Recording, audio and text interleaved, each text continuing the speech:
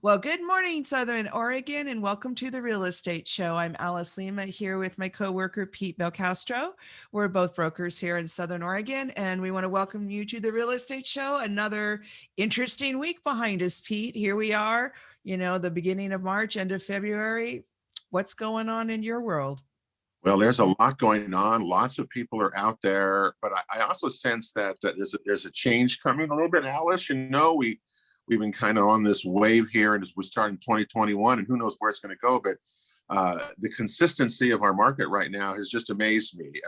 Each week, we look at those stats and go over them. In Jackson County, is around 228, which is still so low in regular stick-built homes that are available. And over half the market is $500,000 priced and above in our market here.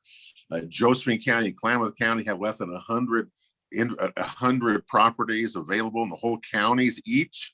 So inventory remains so low, and so what's coming on the market, if it's decent in any way, good location, good condition, it's going to sell. And but it's a different tale of markets. It's one market above 500,000 and one market below 500,000, and it's been that way consistently. But it's changing a little bit as we go along. Don't you think that? Do you think that too? Yeah, I think this week in particular, last week and this week, we definitely saw more listings coming on the market, and some higher percentage of them under 400, under 300.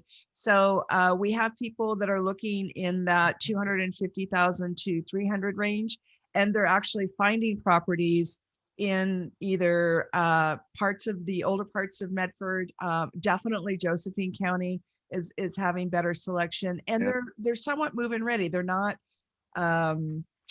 super updated, but they're clean and they're well kept and in good repair. Yeah.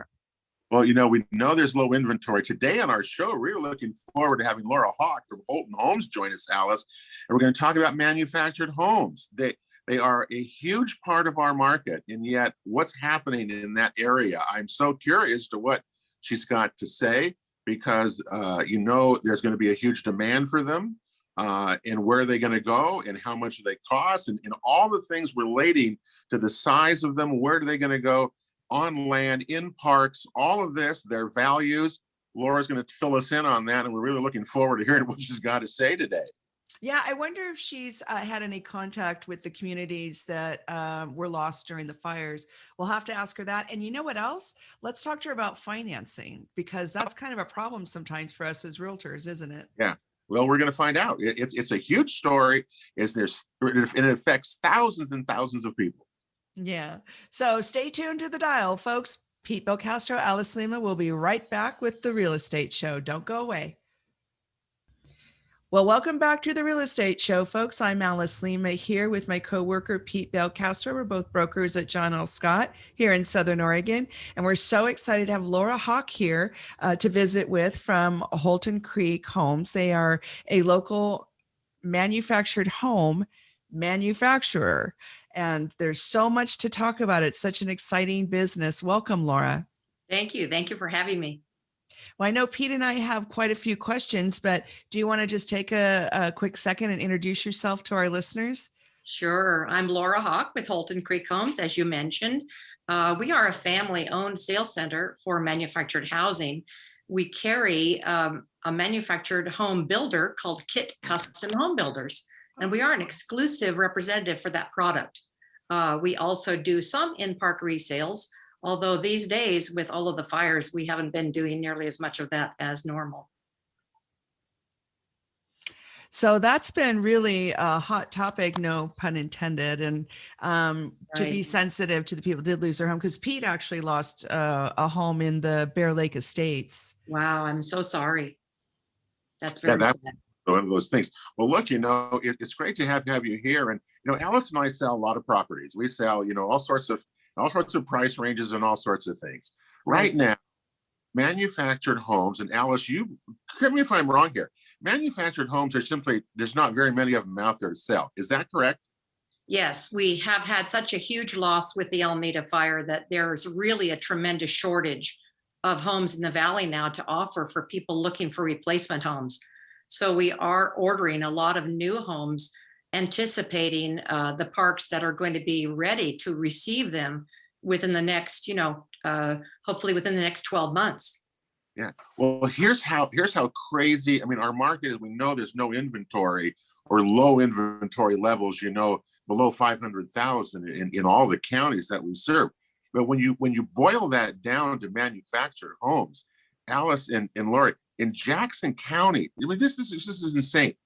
Last week, there were only 6 manufactured homes for sale in parks on the MLS. So there may be, for sale by owners and in park sales, but only 6 on the MLS and Right. only 6 manufactured homes on land for sale in Jackson County. Right. That is, I don't, beyond low inventory. I think you might say that's sold out. And Yeah. when you plan within Josephine County, it's even worse. Oh, They're that's interesting. not there. That's interesting. I'm not as familiar with the market in the Josephine County area as I am Jackson County, and I'm not surprised to see such a tremendously low inventory. It's really going to be challenging for people trying to find affordable housing for quite some time, I think, because it's going to take a long time for many of these homes to be replaced, and we'll never have some of that inventory that's a little bit older that might be in a more affordable bracket for a lot of people. Well, what's so concerning, it seems like right now, is, as you say, you don't even have homes to sell almost because you're backed up and you're backlogged out. Right. What are you doing to prices? Because the affordability issue is going to go right out the door. Right. If the demand is going to so far exceed the supply of manufactured homes. Right. We have seen an increase in what homes are left in people's selling prices have definitely increased. Just there's a smaller selection, a much smaller selection. And it's not surprising to see that occur. The new homes, of course, are priced based on whatever the going rate is through the manufacturer. And but the park packages will cost more now for replacing homes than they did originally years ago when many of these homes were placed in the communities. So it is going to be a real challenge for a lot of people to be able to replace their home in a budget they can afford. Yeah. And we have 2 different scenarios with manufactured homes. We have the in park, and then we have what we call on land, which is either a city lot or a country lot. Right. But since we're talking about the fire right now, I wanted to ask, did any of the municipalities reach out to you, or are you in touch with any of them? How do you know what the demand is going to be? How is that communication going? We really have not received any communication directly from them, although we have spoken to a lot of clients that have lost their homes on private property as well. They're trying to just deal with clearing of properties, getting approvals for a replacement home and being able to order replacement homes from us. And of course, there's still all of our normal customers that we're trying to serve, who are trying to put their homes not only in parks, but a lot of them onto private sites that we have to continue and want to continue to serve right along with the fire victims. Mm-hmm. Yeah, the demand is really just incredible. Mm-hmm. It is. Alice, I've shown property lately on that theme that you guys just said of buying some vacant land, right, and bring manufactured home onto the property. And that's an affordability kind of thing that maybe we don't talk about a lot, that I think is going to come back into vogue again, much more, because the homes are beautiful, first of all. Thank you. And you can get some nice pieces of property, and you don't have to spend $500,000-$600,000 to do that. So I've had a lot of interest in that lately, and I'm curious as to if you've seen that too, because I think we're just entering into some really interesting market here with manufactured homes. Yes, it's been always something that we've done consistently. We like to refer customers a lot to John L. Scott because of your excellent level of professionalism and pleasant agents to work with. We do send a lot of customers directly to our local realtors who are helping people find properties that perhaps might have been properties that had an old manufactured home on them, or mobile home from back in the day, or a site-built home that they're having demolished and redeveloping that property. We have the infrastructure to do that. We have contractors that can do the site development. And we also have a nice selection of lenders that can do land and home package loans for those customers as well. Well, So and that you- is so exciting. Yeah, it is exciting. So you're really providing the whole kind of cradle to grave thing, so to speak, for a client wanting to come into and start that process. I didn't know you did all that. That's kind of Well, neat. we are, with the exception that we're really always counting on the realtor representative to assist with the finding of the land. Sure. The rest we can be very heavily involved in from the point that they have found their property, purchased their property, and at that point we can assist them to put together an entire new home package. Mm-hmm. You know, and one of the things that the local realtor association is not doing is just automatically sending you the land listings that are coming online. You know, we're only allowed to do it 24 hours early now. I don't know if you are aware of that. I was not. Yeah, it's a new MLS rule, but the point is still the same, that if we could have more direct communication with you guys, then those are addresses that you could pass out to your customers as they're coming in. Oh, absolutely. It is a yeah. collaboration. And the financing is really exciting. I don't think people understand that you guys can buy the land for them. Can you speak a little about how that works? Well, we can't actually buy the land for them. Really, at the initial onset of when they are connected with you or the real estate office, they typically make an offer contingent upon financing approval and final bids. And that offer would then wait for, they can then bring that to us. We can connect them to the lender representative and have them try to get a quick approval so that the landowner can know that they have a valid sale. So, but that whole financing process, if I'm understanding correctly, means that the buyer does not have to pay cash in its entirety for the lot, that the financing can include the raw land. Is that what you're saying? Oh, yes, absolutely. In fact, the very first individuals to be paid are the landowners. Oh, so good. they're funded. The real estate, participating real estate office would be funded, and the landowner would be funded. And then at that point, we say, thank you. We'll get you on the next one. And we then go on to the other aspects of the sale. Hey, Laura, would you finance? Do you finance? What about if I want to put it into a park? Mm-hmm. Do you finance yourself?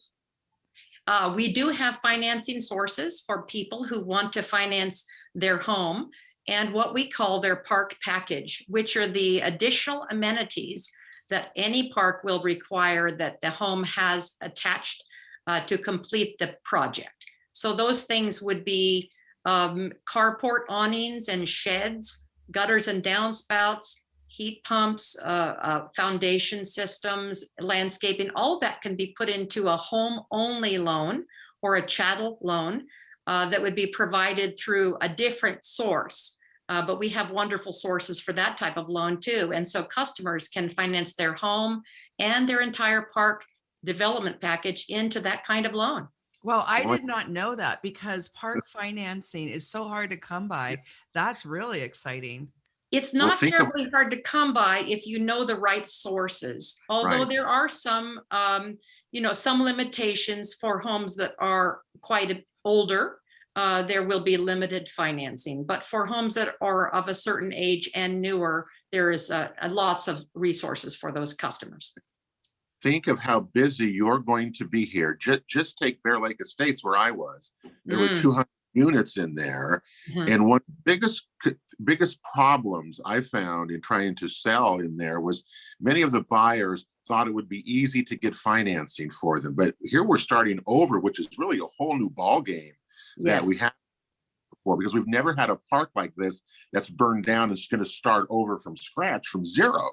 I know. So I think you're going to just be, I mean, that's an enormous thing for buyers to have that service that you're doing there. And I think you're going to be really busy. My goodness, I can just think of many, many buyers who were turned away from everybody in financing. And the only one local that I know who's doing it right now is Road Credit Union. And they charge a higher percent than they do on a stick-built home, which really makes me mad. Discriminates against people in manufactured home parks. Anyway, so that's really good to hear. I'm really glad to hear that. Alice, I don't know about you, if you had that experience, but it's really important, I think, for people to know they can finance those packages now and into a new park. Yes. Yes, it's great. And we're glad to be able to serve that client as well. It's a different kind of loan.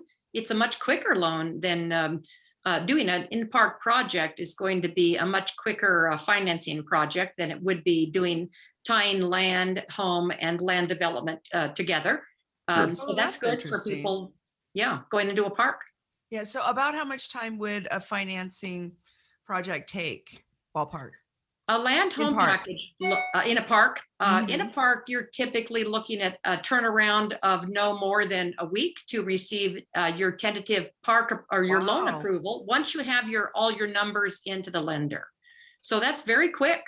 Wow, that's amazing. Yeah. Well, and I know we've got a break coming up here. We're speaking with Laura Hawk at Holton Creek Homes, the local manufactured home manufacturer, having a very interesting conversation here. Alice Lema and Pete Belcastro will be right back with the rest of the real estate show. Do not touch that dial. We have a word from our sponsors.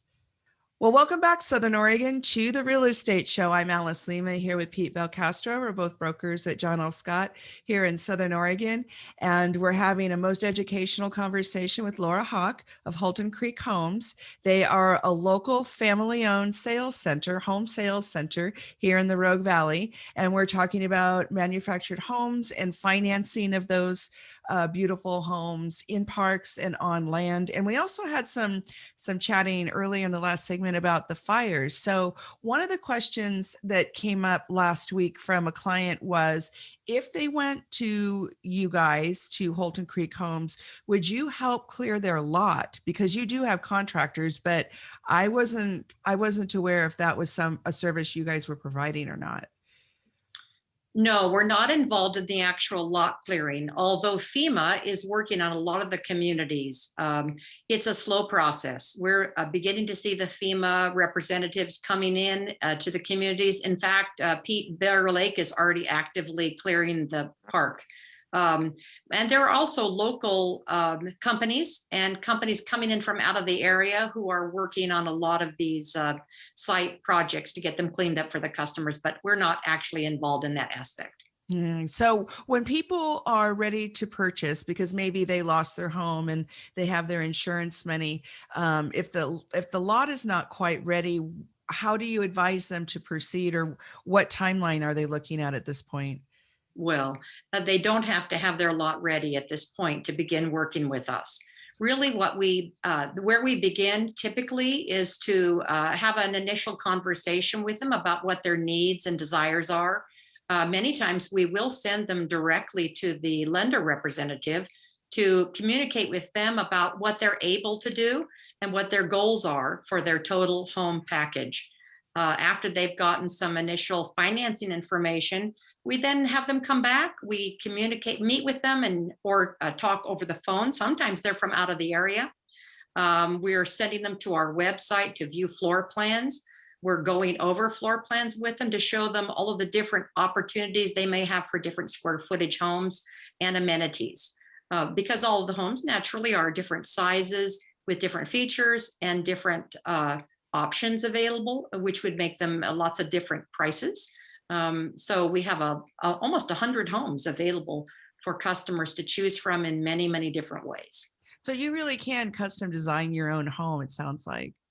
We do really custom design every home that we order for our customers exclusively. Really, there are no two homes that we order that are alike. And it is a fun project. Most people really enjoy it. Well, it can certainly take the sting out of the loss, if you've lost your home in a fire.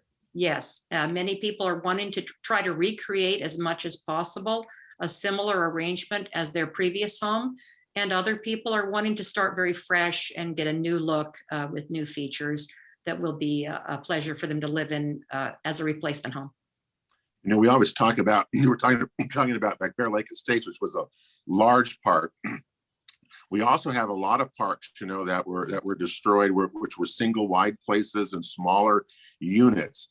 Yes. Lori, do you have that available too for people? Because, not everybody wants, 2,000 square feet or 1,500 square feet. We want small units. Do you see that coming back? Do you have units available for people in the 400 or 500 square foot ranges that they can pull into parks and live like they, where they had before, but in much nicer housing? Yes, we do. Absolutely. In fact, single section homes are becoming very, very popular again. Our Okay. homes really start at about 500 square feet. Wow, One bedroom, really? one bath, but are incredibly charming and lovely and energy efficient homes to live in. So we do offer homes from almost virtually tiny homes all the way up to 3,500 square foot homes. So we have a very wide range of homes, as I said, price ranges and features to select from. I'm really glad to hear that, because the need for the smaller homes, it's really good to hear you say that. I was wondering if that was true, Yes. because people are looking and seeking that type of thing. The other thing, Alice and Laura, that I think is that I have yet to find, and I've not spoken to that many of us, but I've yet to find a fire victim who's going to go back to where they were in these parks. You know that? That is not what we've necessarily been experiencing. Okay, cool. We do have quite a few people that are returning to their original community, although many of them are changing spaces to spaces that are becoming open, available because of prior tenants moving to new areas. So if they have a chance to choose a different space or a little better location, they're going for it. But a lot of people are indeed returning to their original communities. Mm-hmm. That's really good to hear. So That I mean, is even good. we scatter like all over the place. To Mhm. hear that, that's really good to hear, because I have yet to see some. I've met people from Paradise Fire, the Reading fires, and just it's everybody's treated everybody affected differently. But I'm Yes. glad some people are going back, because those Yeah. communities need that. Absolutely. Oh, we have some very close-knit manufactured home communities, especially for our 55 plus home buyers, which are considered to be a senior community. They Yeah. are very close-knit many times, and all their friends are there, and people really cherish having that community, especially during these difficult times. Well, and they just It'll be miss their home. They just really miss being home, and it's hard to replace that. So it's wonderful that they can have an experience with you guys and maybe get the lot around the corner that they'd always dreamed about. Like people covet their neighbor's yard. Right. Like, oh, I can have that now.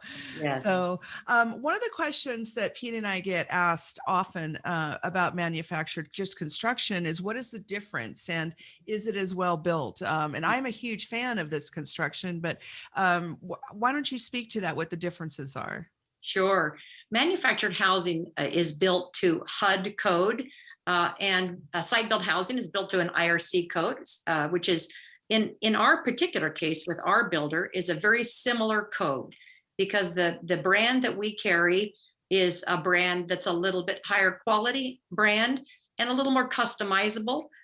We do have homes that are built to Energy Star standard as a standard feature for our brand. Oh, that's great. And many, many other quality features that to really make it feel very residential and site-built like.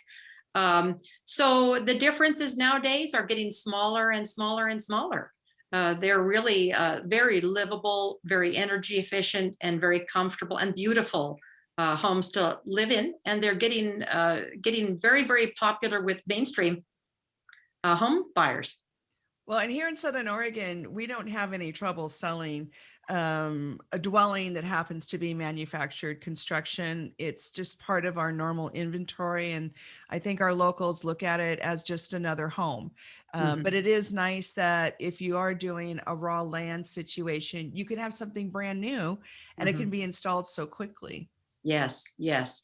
It's taking a little longer right now due to COVID to have homes coming in from the factory.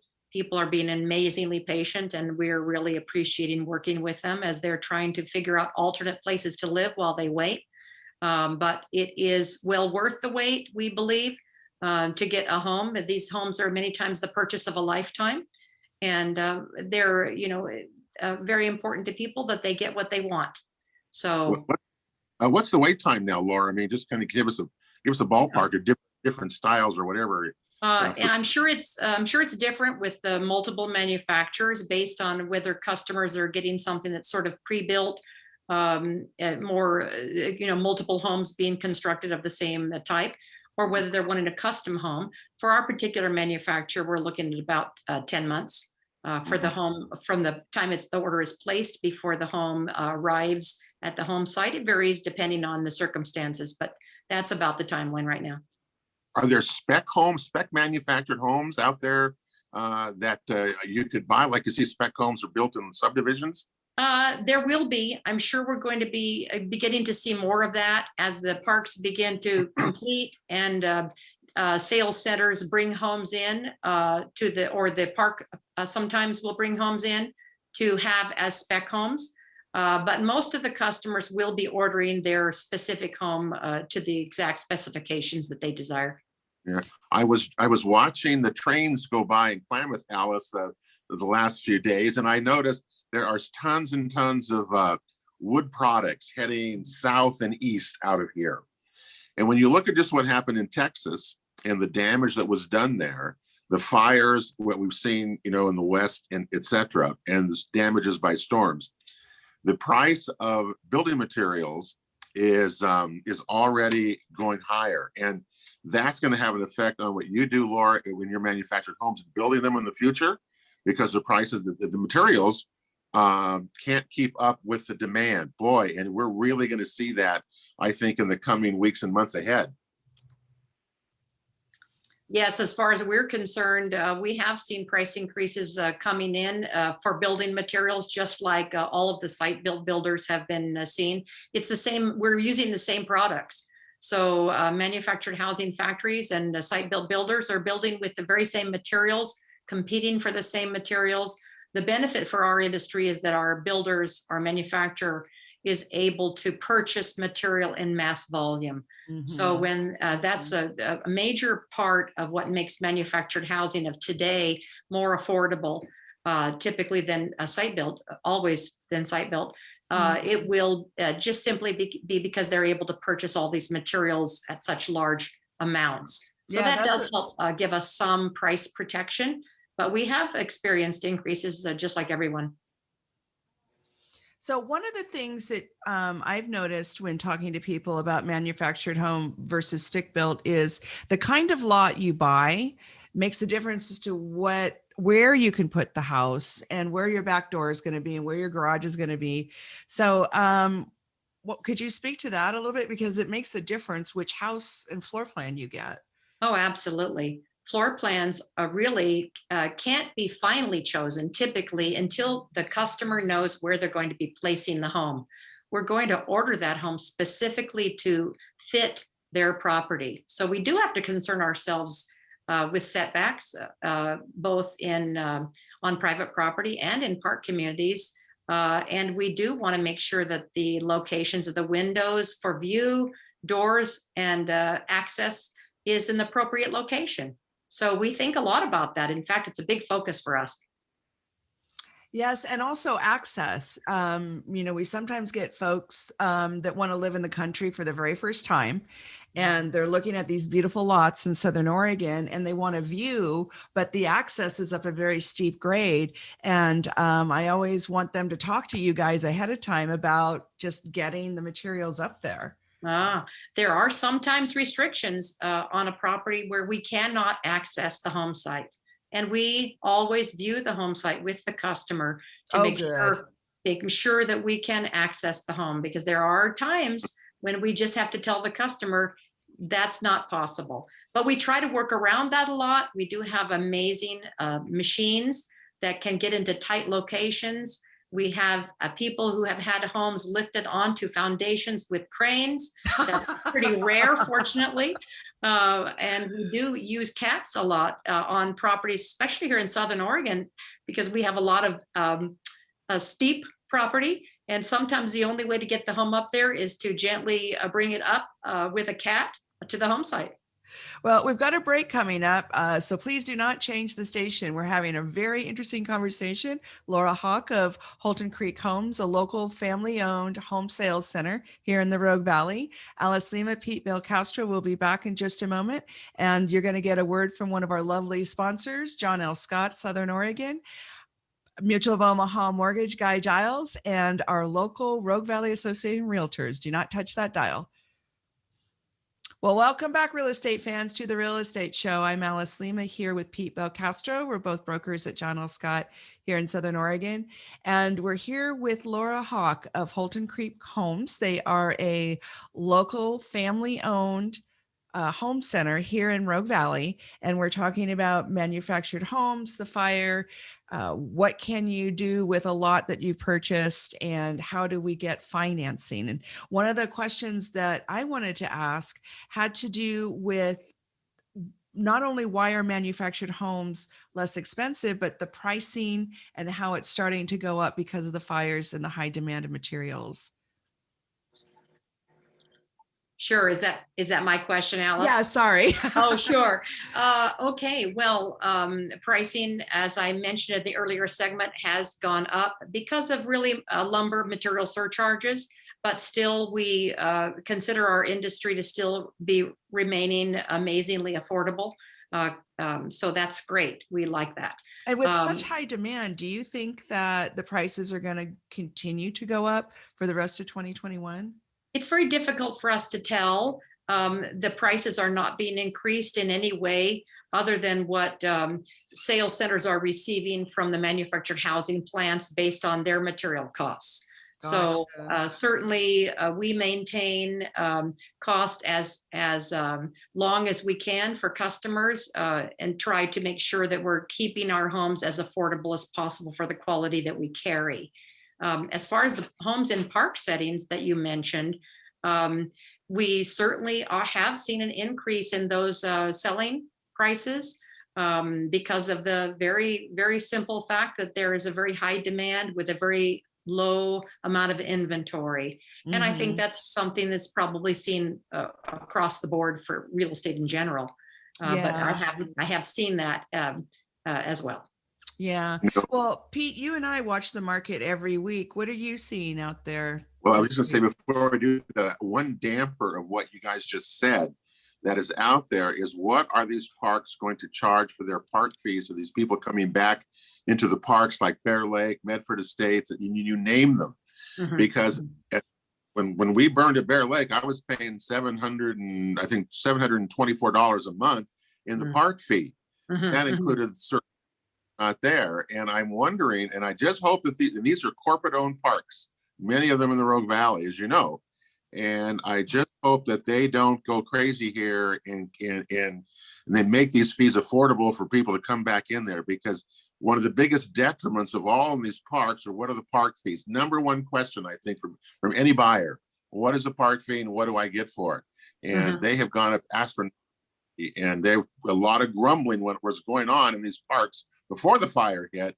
And I really caution people, find that out before you get into these parks of what they're going to charge you, because it's it's really way high in my opinion. But anyway, and also ask how often they raise it. You're entitled to see a 5 or 10 year rate history on those parks. Yeah. Sure, I can give you a little feedback on that.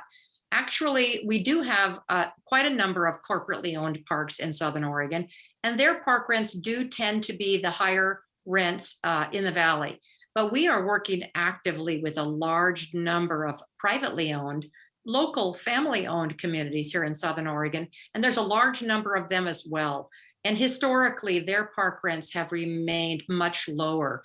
So yes, unfortunately, Bear Lake was one of the highest rent park rents in Southern Oregon here.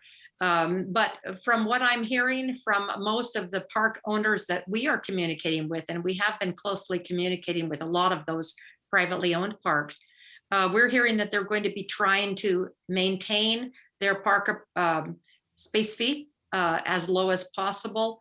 And many of them are trying not to increase it at all. So I'm hoping that we will see that remain that way. And they understand that these people are going to have to live in a budget that they can afford. So that's the good news about what we're hearing. Yeah, that is good news. Mhm.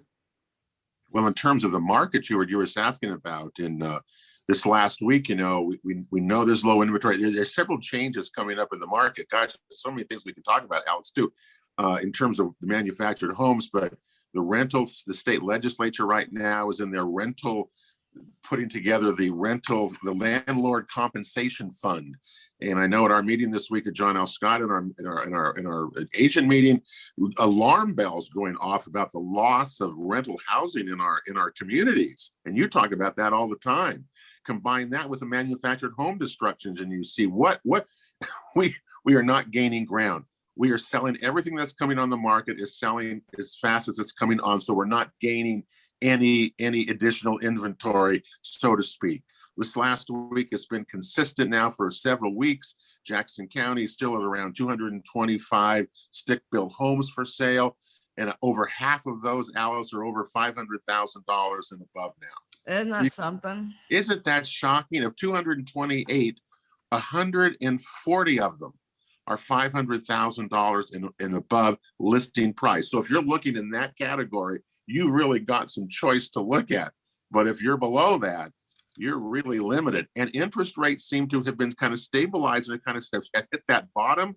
We were talking about maybe 1.99% interest rates, how that was going to affect every kind of a sale we saw. That hasn't happened. They're going back the other way a little bit. Now they've stabilized there. Yeah. So the market, it's changing every week, isn't it? And we're going to see that continuing, I think. And what's really cool about listening to this to Lori today is that there's a lot of activity going on behind the scenes that we don't see in manufactured homes that is going to help and maybe be the biggest beneficiary of coming back and helping us come back with some housing here. And all levels, all prices for people, and maybe it's manufactured homes that are going to lead the way. But again, Laura says there's 10 months behind if you want a custom built one for yourself. That's difficult, and that's only going to get longer as more demand continues. There's no solution to this, seems like to me. But 10 months is not an eternity. I mean, 10 months goes by, especially people our age, right? Goes by. So if you are in the market, you can give Laura Hawk a call at Holton Creek Homes. And they have a fabulous website. But one of the things we want to talk about, since you brought up the market, Pete, is that in the last minute or so we have left, Laura, if you could address that, the increase in value of the manufactured home, especially on a private land, but we're seeing it also in parks too, but they do go up in value. Absolutely. That's a misnomer for people to consider that manufactured housing decreases in value or depreciates. Manufactured housing historically has been increasing at the same rate in value as site-built housing. I'm talking about more modern manufactured housing. Of course, we have some old mobile homes that are not in the same category. But even those older homes, we'll see, as you have been stating, they've been increasing in value too. And that's not only on private property, that's in park settings as well. See, so, and you can get a really nice home, brand new, and then you have money left on land, and then you have money left over to buy that dream shop or build that dream shop. And that's why people should do this more often. And they're very easy to sell again. Mm-hmm. Yes. We're excited to hear that and really excited about the future of our industry. Yeah, well, we appreciate you, Laura, so much. Laura Hawk with Holton Creek Homes, one of our local home providers. Where your office is where? We're located at 3411 South Pacific Highway in Medford, really between southern Medford and Phoenix, Oregon. Perfect. Well, we're running out of time. Alice Lema and Pete Belcastro saying thank you for listening. There'll be a repeat of this broadcast tomorrow at 6 p.m. Thank you also to John L. Scott, the Rogue Valley Association Realtors, and Mutual of Omaha, Guy Giles. Make it a great Southern Oregon weekend. Bye now.